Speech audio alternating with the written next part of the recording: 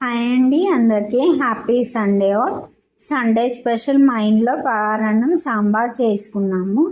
ఇంకా స్టార్టర్స్కి fish fry చేసుకున్నాము. ఎలా చేసుకున్నామో చూపిస్తాను చూడండి. ఉప్పు నీళ్ళలో వాష్ చేసిన 2 kg ఫిష్ తీసుకోవాలి. 3 స్పూన్ల కారం వేసుకోవాలి. 2 స్పూన్ల సాల్ట్ వేసుకోవాలి. 1 స్పూన్ పసుపు వేసుకోవాలి. 2 స్పూన్ల అల్లం పేస్ట్ వేసుకోవాలి. ఇవన్నీ ఫిష్కి పట్టేలా ఒకసారి మంచిగా కలుపుకొని 1 అవర్ మ్యారినేట్ చేసుకోవాలి.